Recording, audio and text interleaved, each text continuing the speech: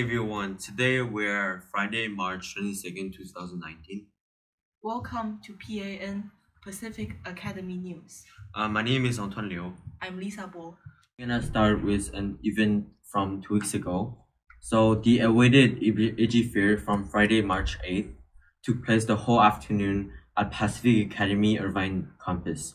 So after weeks of hard working for some classes, the final result satisfied more than one. Egypt Fair is a complete success. Students learn a lot of interesting facts about ancient Egypt through this experience. The Ancient Egypt Fair started with Miss Cora's students' performance. They act a play named Antony and Cleopatra.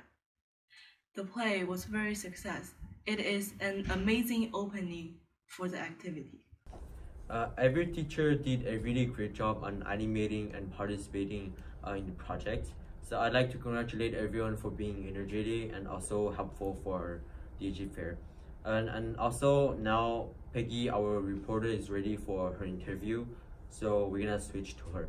Thanks. Thank you, Anchor. I'm Peggy. I'm the reporter of PA News. Today I'm going to ask some questions about the Egypt Fair. What students do during the Egypt Fair? Oh, my students did animal mummies and animal sarcophagus.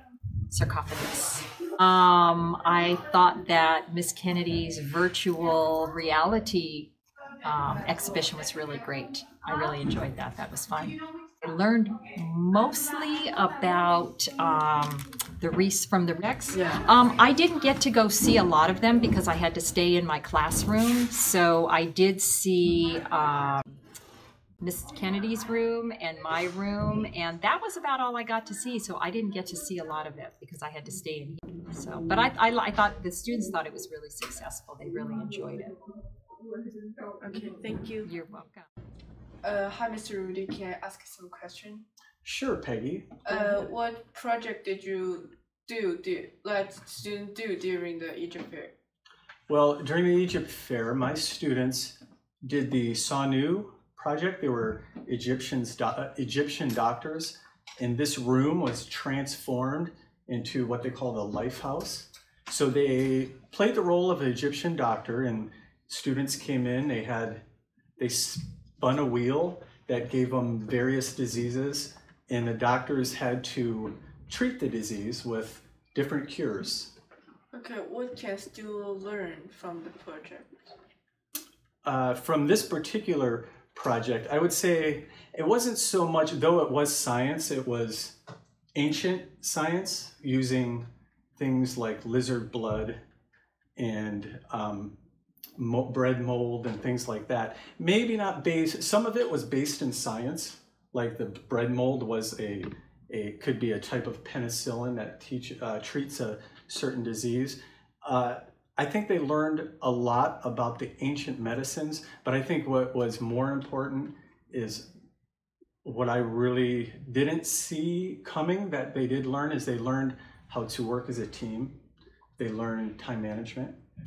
They learned to come up with a goal and have a timeline where they had to get there and have their project complete. So I think all those things are great things you can learn doing a PBL like the Egypt Fair.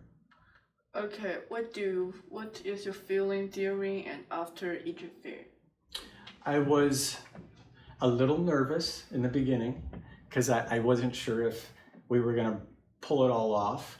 We worked with the other science classes. We worked with physical science, Miss Riddle's class, and Mr. Jang's computer science. So we had two other groups we had to work with, and they had projects they were doing, and we had to bring it all in together. I was a little worried, but during the fair, I had a lot of fun, and I felt really good afterwards because it worked out great. Okay, what's your favorite project during the Egypt Fair? My project. Okay. Or I'm sorry, our project. Yeah. Honestly, it was this in this room, and here's why it was my favorite. The students came in and they came to the doctors and they got like their diagnosis, and then they went to Miss Riddle's physical science and they learned about papyrus and ink, and then they had to go to Mr. Jang's station and they had to decode a message in Egyptian hieroglyphics. and then they had to bring that message over to us and get their cure for their disease. And so I really enjoyed that. I did like all the other booths too, but as far as I guess my favorite, it would be this one. Okay, thank you. Thank you. What's your feeling during and after Egypt Fair? Actually, during Egypt Fair, I was a little bit busy because I have to work for Miss Riddle and Dr. Greenfield for the project. And I only have 30 minutes between like kind of free time for visiting these games stations. So actually, I think like these people, these students did really good jobs, and they each station have kind of creative subjects, and they also relate to our theme, which is Egypt. I also felt really excited, such as Miss Kennedy's VR games. It takes me for a long time to solve the problem because I'm not really good at kind of finding things, and I try to figure out the way to kind of to play the games for a long time. But as all in all, it's really good. And after the Egypt Fair, I feel a little bit tired because we should clean it up, kind of lots of things. Especially I should take the table to the other place, which makes me feel really tired. Yeah, that's all. Thank you, Peggy, for your interview. Last week, we had a math competition that was organized by Math Club. Thank you, Lisa, for these informations. So the level of math in PA is quite high, and a lot of people joined the competition. So the teams were composed of 2 or 3 people, and everyone did their best. So just nice job to the winner. As we all know, Miss Brown left our school a week ago. She was very close to every single person in our school. This news makes everybody feel sad. But we hope Miss Brown will have a good life and a happy future. Okay, now let's talk about something much happier. So congratulations to Linda Lin on her admission to Johns Hopkins University. So it is one of the most prestigious colleges in the United States, and I know her personally, and I feel really proud for her. So she's indeed one of the most hardworking students in the school, and her hardworking paid off. College admission scandal is a big news from last week. Rick Singer is accused to be the leader of the crime. He helped a lot of students to went to the good college and cheat from the system. Thank you for this information, Lisa. So he helps especially the wealthy students with a lot of money, and he acquires around $25 million each time he cheats. So his systems was composed with a lot of people helping him. He's paying the teachers from a lot of really good universities, and also 33 parents are charged with heavy consequences because of this crime. Now our producers are ready to discuss with Mr. Corpus, so I will let them discuss a little bit to know Mr. Corpus's perspective. Hi, welcome to our current event. I'm March. I'm Jensen. Current event is one segment of our PA News, which is talking about the news happened around this week. We honored invited Mr. Colbert to join us, our conversation. March, Jensen, thank you very much for having me today. I'm honored. Last Tuesday, there's a very big event happened in colleges like Stanford, Yale, UCI, Harvard, and such famous colleges. And senior management found out there's some students cheat on SAT, and some tests for college application, also some students they got accepted in a sport program in colleges, despite they don't have any experience for having this type of playing this type of sports. That is true. There was a very big scandal that happened recently, and I think it shocked many people. You mentioned some schools at the start, Jensen. Just you want to be, maybe you were not saying all those schools were involved. For example, UCI is not part of the scandal. I think actually the school that is most involved, I think, has been USC. And these are all very prestigious schools.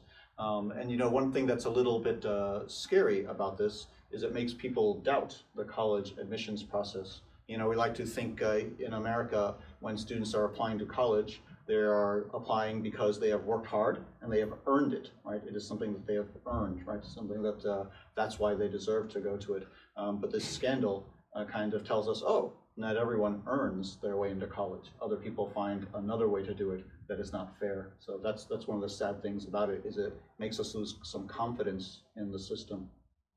As students, how do you feel? Do you feel the system is not fair? Does it make you feel like you don't want to try as hard because people are cheating? So in my opinion, not only for me, also from like those people, they try to have this test for having go to this college, but they didn't go to, and just saw those students, they just from cheating and bribe those coaches and have those schools. That will be very, very unfair for them. And also, like, one question is, there's also have some ways to go to college, but not that illegal. It's also legal, but just as shallow as that one. So why they just those famous people, they still try to use bribe or just change the score for SAT and go to the college. Yeah, you know, one of the things I sometimes think about is that there are some other things that are maybe not illegal, but some people don't feel are fair. I'll give you an example. So if you happen to have money, maybe you're wealthy, you can pay to do extra testing. You can pay to get extra tutors. But if I come from some place where I don't have much money, I cannot get the extra tutor to help me. I cannot take the extra classes. And so someone might say, that's not fair. Because that student has more money, he can get more help. And you'd say, but I'm not doing anything wrong. I just have more money. I'm still studying hard. So people already feel there's some unfairness, not illegal, but some unfairness. This, I think, makes people feel it's even more unfair. I hope people realize that this is a very small number of people. It is terrible that it happened, but I certainly hope people don't give up on their working hard or give up on understanding the importance of education. That's what I hope. What do you think, March? I think if I'm rich people, I will push my child to have a more education, have a more tutor, because I want my child to have a good education.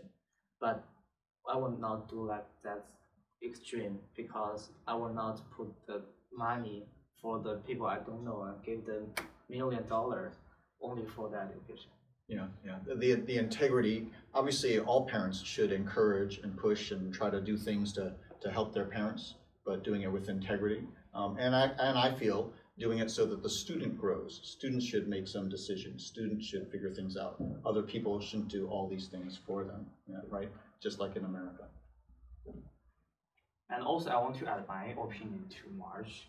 So, if I am poor or even rich in the future, I would let my child to try their best, not just like pushing them, because I know that if give my child very stressful pressure to them, they will feel stressful and they won't have the best statue to have to go to test or even go to good college.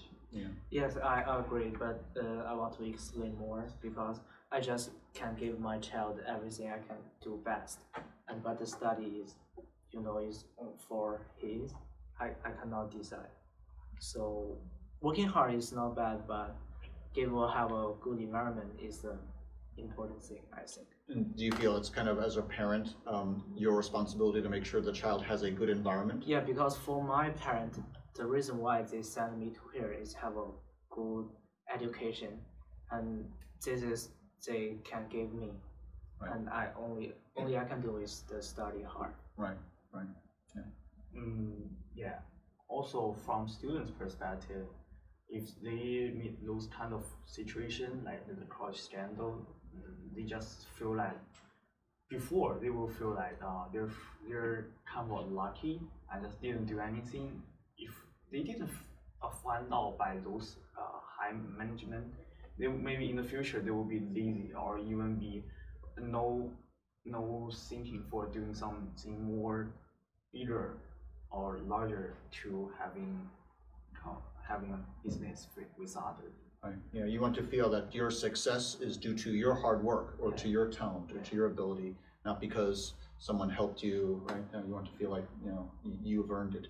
Right? I also confused is that the child didn't study in the high school or just play, or they really cannot get a high school, or just I have money, I can do everything I want. You're talking about the kids involved in this case? Yes. Yeah, it's hard to know. I guess some of them were not must not have had always great test scores if they were trying to get help on the test scores, or maybe some of them did not have very good activities if they were trying to get help with their activities. I cannot say they were lazy or that they didn't try very hard. All I can say right now is they had parents who really wanted something special for them, and they would do whatever they had to get that special thing. So I think most is because the parents didn't get a high level, so they want their children get a high level because they're proud. Yeah, and that could be, and I guess because these are very privileged people, I think people of privilege, people of high level, want to maintain that high level for their family and for their kids, right? So I think that's one of the criticisms of America is that the rich get richer and the people who have less, it is harder and harder. For it used to be in America, people felt people can move up. Now people feel it's harder to move up, and that the rich stay as the rich. Yes, this is right, and same situation in China. Yeah. I do certainly think. I'm sure there are scandals. Every system is different. The way education, people go to college is different in China or in Japan or Korea or in Europe. Every system is a little bit different. But there are also cases where the people who have wealth and privilege probably take advantage of it in those places too. So this is a tough thing for students to deal with, and it makes everyone have different feelings about it. You guys are students. If you were to give a message to your fellow students about this, what would it be? What would you teach them? So if I have the chance to give our audience for based on this news, I will say, please try your best on your grades, and do not just so other people's grades. Just don't to do something to think about the more easy way to get into the college. How about you, March? And if I can give a message for our classmates, I will give to know how your parents give the environment for you and do your best. Yeah. I think those are great points. And Jensen, I agree with you that I want students and parents and teachers not to be cynical or not to think, oh, it doesn't matter what you do because people are going to cheat. It's important that we still go about education the way we're supposed to. So I hope we can all feel that. Yes. You guys have been great. Thank you very much for inviting me, March. I'm honored to be part of the show and part of the first segment for your news program. It's been wonderful. Thank you for sharing your time. Yeah, thank you to be part of our PA. You're very welcome. I'm very glad to do it. Thank you for joining us for our current event discussion. See you next time. Let's go back to Lisa and Antoine in the studio. Thank you, Jensen and March, for having such a great discussion. Let's go to Derek with the weather. Hi everyone, I'm Derek. Here is the weather forecast for everyone for this weekend. Today is cloudy day. It's good to play golf, I think. And the Saturday's weather will be raining, so be careful when you drive the car. The highs will be 20 degrees Celsius. And Sunday's weather will be sunny day. and it's good for to go to the beach with your friends and the family, I think. Thank you. See you next week. Now let's go back, Antoine and Lisa. Alright, now we're gonna switch to the global corner with Sean.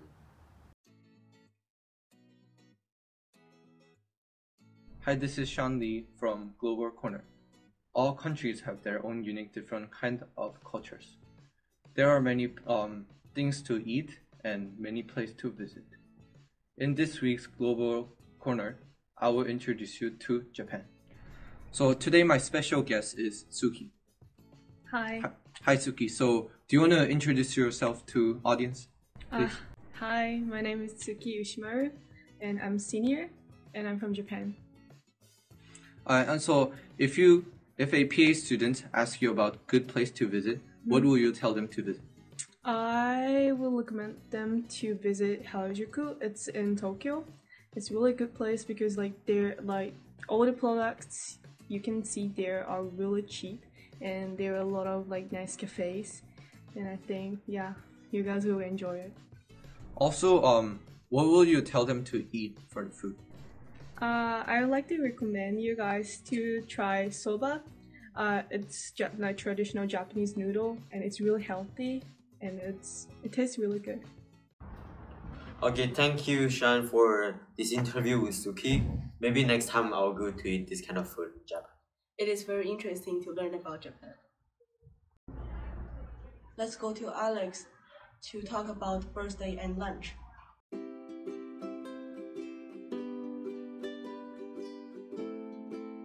Lunch menu announcement again. So first I'm going to announce the lunch menu. Monday we have French fries and hamburger.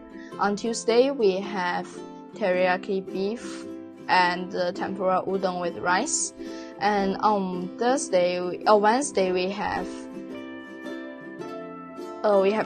popcorn chicken and spicy sauce chicken with rice. And on Thursday we have spring bread.